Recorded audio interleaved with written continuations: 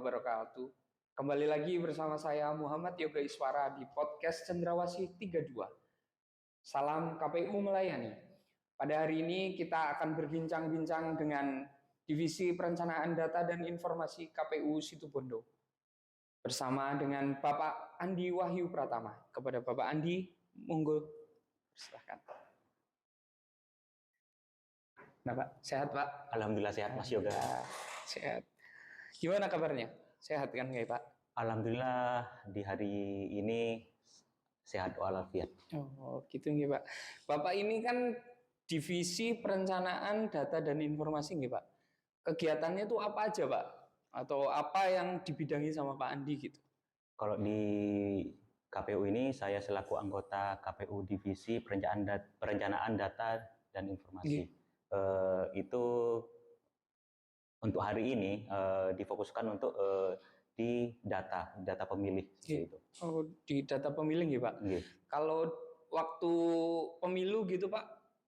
Untuk di waktu pemilu kita sebelumnya sebelum tahapan kita menjelang tahapan kita harus merencanakan selama pemilu atau pemilihan apa-apa saja yang akan kita lakukan selama periodisasi tahapan ataupun pemilu. Tentunya perencanaan itu meliputi perencanaan awal, mulai dari data pemilih, perencanaan dari keuangan umum logistik, terus perencanaan mengenai tahapan teknis pemilu, dan juga tahapan SDM, Parmas, jadi perencanaan data badan ad hoc seperti itu.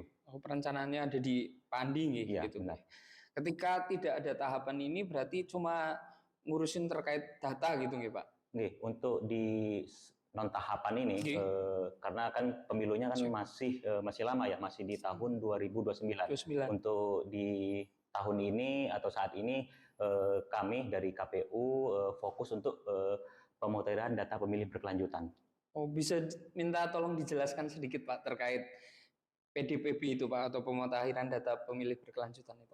Pemutahiran data pemilih berkelanjutan ini sesuai dengan PKPU 1 tahun 2025 di mana KPU bertanggung jawab untuk memutakhirkan data pemilih berkelanjutan, di mana pemutahiran data pemilih berkelanjutan ini dari pemilihan terakhir kita harus update data-datanya, baik itu pemilih yang sudah meninggal, pemilih yang baru berusia 17 tahun itu harus dimasukkan ke daftar pemilih seperti itu. Oh gitu ya Pak. Itu gimana Pak cara untuk kita memvalidasi data-data tersebut Pak? Untuk cara kita memvalidasi data tersebut, KPU RI sudah MOU dengan Dirjen Dukcapil, maksud saya dengan Kemendagri, di bawahnya itu ada Dirjen Dukcapil, gimana KPU RI meminta data DP4, di mana data DP4 itu adalah daftar penduduk pemilih potensial, di mana itu nanti disandingkan dengan data pemilihan terakhir, seperti itu. Kalau untuk Situbondo sendiri Pak, untuk data pemilih terakhir kemarin waktu pilkada itu berapa nggih Pak? Untuk pilkada terakhir kemarin yaitu data pemilih di Kabupaten Situbondo itu sebanyak 507. Namun untuk data pemilih berkelanjutannya yang terakhir itu triwulan keempat tahun 2025 itu kita mengalami peningkatan. Jadi yang awalnya 507 pada DPT terakhir pilkada kemarin, untuk triwulan keempat tahun 2025 ini yaitu sebanyak 535.253. 535.253.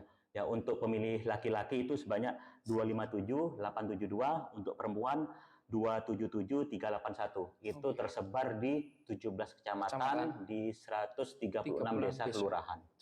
Oke, Pak. Terus ini Pak, pelaksanaan PDPB itu dilaksanakan dalam 1 tahun itu berapa kali Pak? Atau periodisasinya itu kapan gitu? Untuk PDPB ini sesuai dengan amanat PKPU 1 tahun 2025 itu kita KPU di kabupaten kota ini ada 4 kali periodisasi, yaitu triwulan 1, triwulan kedua, triwulan ketiga, dan triwulan keempat. Kita harus melaksanakan tahapan-tahapan itu sesuai dengan amanat PKPU. Jadi tiap triwulan sekali kita harus mengupdate datanya, data pemilih yang ada di Kabupaten Situbondo. Jadi bukan hanya kita 3 bulan, jadi bukan hanya triwulan juga ya, tiap bulan, bahkan setiap bulan. tiap hari kita harus mengupdate, bisa mengupdate jika ada laporan dari masyarakat maupun ada laporan dari pihak Bawaslu, kita harus mengupdate data-data tersebut. Jadi begini Mas Yoga, jika ada yang ingin mengupdate itu harus ada bukti dukung. Bukti dukungnya. Jadi seperti ada laporan dari masyarakat datang ke KPU nih, gitu. Kita harus datang, Pak, saya ini baru pindah contohnya dari Probolinggo gitu. Saya sudah menjadi warga Situbondo. Nah, kita harus diverifikasi dulu mana buktinya pemilih, kalau sudah, yaitu dibuktikan dengan KK atau KTP terbaru yang sudah beralamat berdomisili di Kabupaten Situbondo. Oh gitu ya Pak. Berarti itu kan ada kaitannya dengan perekaman data gitu ya Pak. Itu kan ranahnya ada di Dinas Pencatatan Sipil ya Pak, di Dukcapil ya. Untuk KPU Situbondo sendiri itu berarti ada komunikasi atau ada kerjasama dengan Dukcapil atau instansi-instansi lain gitu nggak Pak terkait persoalan data pemilih ini Pak untuk? Iya, ya benar Mas Yoga. Mengenai data pemilih ini, terutama masyarakat ini kan dinamis. Setiap hari pasti ada yang berpindah, entah itu pindah masuk ke Situbondo maupun pindah keluar Situbondo. Kita selalu berkomunikasi, selalu menjalin koordinasi dengan Disdukcapil mengenai update data yang ada di Disdukcapil. Data yang kita punya, kita sandingkan dengan Disdukcapil, seperti itu. Jadi semua yang pindah masuk maupun pindah keluar ataupun yang sudah meninggal, kita selalu berkomunikasi. Kita sandingkan data yang punya KPU, yang dipunya oleh KPU dengan yang ada di Disdukcapil. Gitu, Pak. Ada nggak instansi lain Pak selain Disdukcapil itu yang kita melakukan koordinasi misalnya terkait pendataan tersebut Pak? Tentunya ada. Kita juga berkoordinasi dengan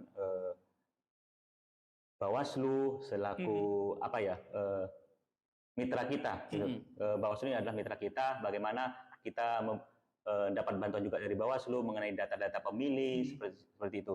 Dan juga kita berkoordinasi juga dengan Dinas Pendidikan cabang provinsi yang mengurus sekolah-sekolah SMA. Kita berkoordinasi bahwa agar siswa-siswa yang sudah 17 tahun ke atas itu sudah mempunyai hak pilih. Kita dorong agar siswa-siswa yang sudah masuk hak pilihnya untuk melakukan perekaman KTP elektronik. Itu penting karena apa? Itu sebagai nantinya pada saat datang ke TPS, jadi itu kan juga diwajibkan membawa KTP. Nah, itu ada persyarat penting. Jadi yang sudah mempunyai hak pilih itu juga harus sudah terekam eKTP-nya. Sejauh ini Pak, ini kan udah berjalan berarti 1 tahun ya Pak. Tahun 2025 ini sudah berjalan gitu. Dari sekian banyak data atau data-data yang tadi Pak Andi sebutkan itu, ada nggak Pak gambaran secara umum saja Pak, yang paling banyak itu terkait yang dari 17 tahun, dari 16 tahun ke 17 tahun, atau yang dari Situbondo pindah, atau yang dari luar pindah ke Situbondo. Data yang paling dominan itu data yang mana Pak? Pastinya yang paling dominan itu adalah biasanya itulah yang meninggal dan juga pindah masuk, pindah keluar. Yang namanya masyarakatnya kan mobilitasnya tinggi. Betul. Para masyarakat ini harus secara aktif juga langsung melaporkan ke Dukcapil jika mereka sudah harus selalu mengupdate administrasi kependudukannya. Betul. Jika terutama yang sudah meninggal ini, yang meninggal harus segera melaporkan ke Dukcapil dan juga melaporkan pindah masuknya, pindah keluarnya. Satu lagi Mas Yoga, kita juga berkoordinasi dengan perangkat desa ataupun kepala desa. Jadi kita mendorong kepala desa mensosialisasikan kepada masyarakatnya agar melaporkan jika yang sudah meninggal. Jadi terutama ini mengupdate data kependudukannya. Jadi melaporkan jika dia tidak masuk dalam daftar pemilih. Jadi kita harus bekerjasama dengan kepala desa dan juga dengan pemerintah daerah tentunya. Kalau misalnya ini Pak, saya pengen tahu Pak, ketika atau mungkin teman-teman pemilih juga banyak yang bertanya-tanya, ketika akan melakukan pemilihan gitu Pak, waktu tahapan gitu, itu kan ada yang namanya istilahnya coklit Pak, pencocokan dan penelitian itu. Nah, ketika PDPB ini, Pak, apakah ada semacam untuk pencocokan dan verifikasi terhadap data-data tersebut, Pak? Oh, ada Mas Yoga. Kalau di tahapan pemilihan ataupun pemilu Nggih, itu namanya coklit, coklit. pencocokan dan pemilihan. Betul. Itu dilakukan oleh Pantarlih. Oh, Pantarlih, Ya, Pak. di atasnya Pantarlih itu ada PPS. Jadi PPS. untuk yang datang-datang ke rumah-rumah warga pada saat tahapan pemilihan ataupun pemilu Nggih. itu ada namanya Pantarlih yang bertugas untuk melakukan pencocokan dan penelitian. Nah, kalau di non tahapan ini Nggih. tidak ada Pantarlih lagi, Mas Yoga. Nah, itu, Pak. Tidak ada Pantarlih lagi. Nah, itu diganti dengan namanya Coktas. Oh, Coktas, Pak. Itu pencocokan terbatas. Pencocokan terbatas. Namun itu hanya dilakukan oleh KPU sendiri. Jadi oleh sekretariat KPU. Nggih, Jadi Pak. komisioner dibantu dengan teman-teman sekretariat untuk terjun langsung ke masyarakat. Nah, itu hanya terbatas saja. Terbatas. Berarti ini terbatas itu hanya sampling saja nih, Pak? Dia hanya sampling aja. Kita tetap harus walaupun tidak ada tahap pemilihan, tahapan pemilihan atau pemilu, kita harus tetap menjaga hak pilih warga. Harus tetap masuk dalam data pemilih seperti itu. Itu terbatasnya itu terbatas hanya di kecamatan tertentu, desa tertentu, atau hanya terbatas misalnya usianya saja yang menjadi batasan itu usianya atau wilayahnya, Pak?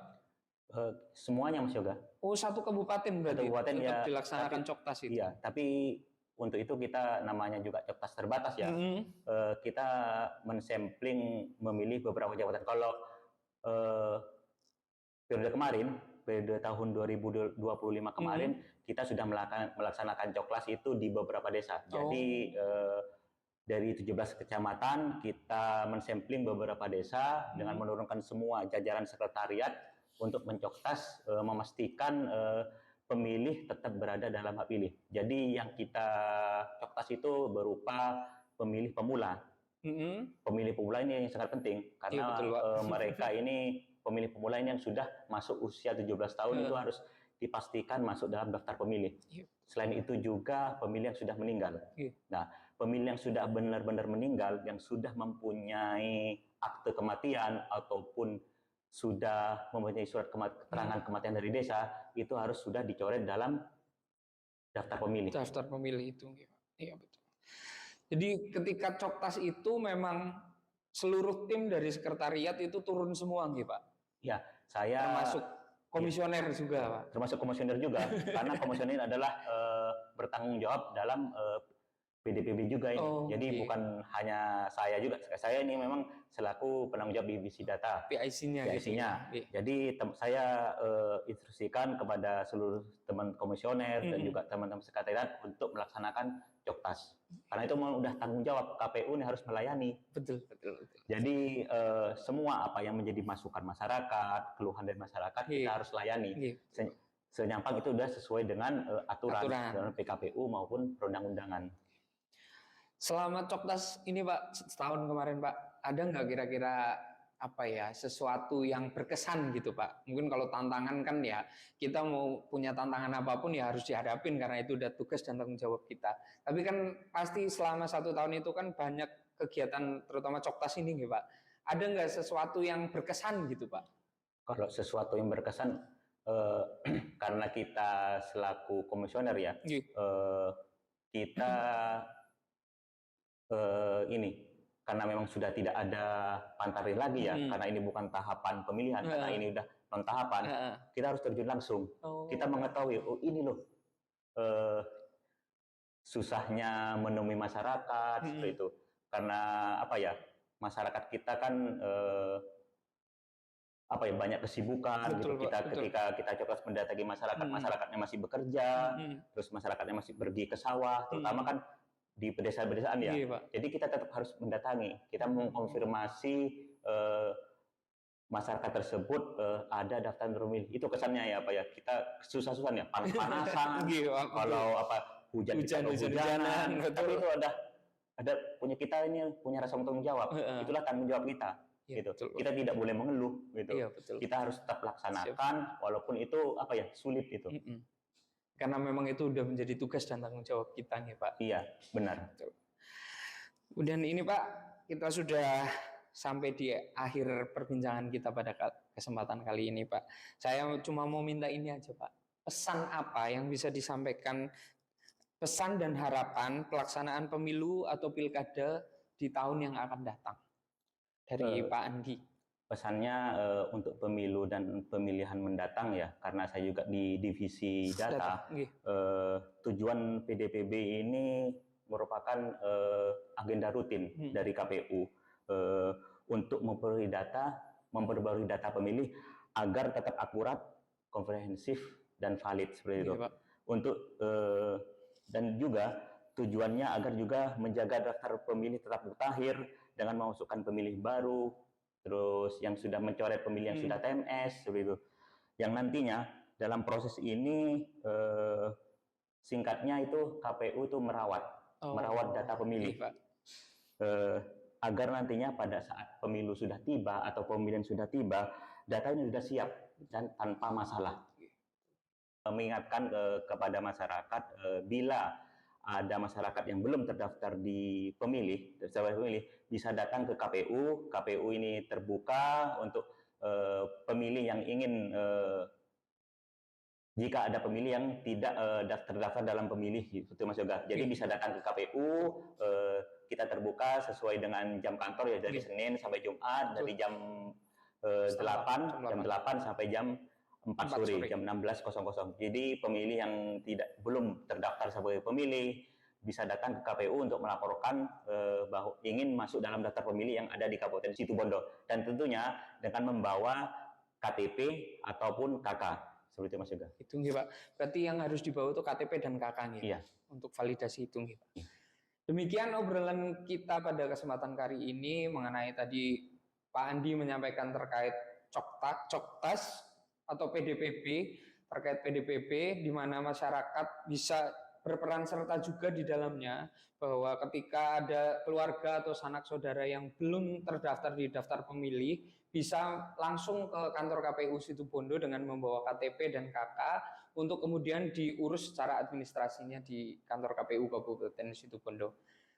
Terima kasih kepada seluruh teman pemilih yang sudah menyaksikan program podcast Cendrawasih 32 ini. Semoga apa yang kita perbincangkan pada kesempatan kali ini menjadi tambahan ilmu dan pengetahuan, atau bisa menjadi tambahan pengetahuan terkait pemilu, terkait KPU, terkait dengan tugas dan kerja dan tanggung jawab dari KPU Kabupaten Situbondo. Kurang lebihnya saya Muhammad Yoga Iswara mengucapkan permohonan maaf yang sebesar-besarnya. Wabillahi taufiq wal hidayah. Wassalamualaikum warahmatullahi wabarakatuh. Salam KPU melayani.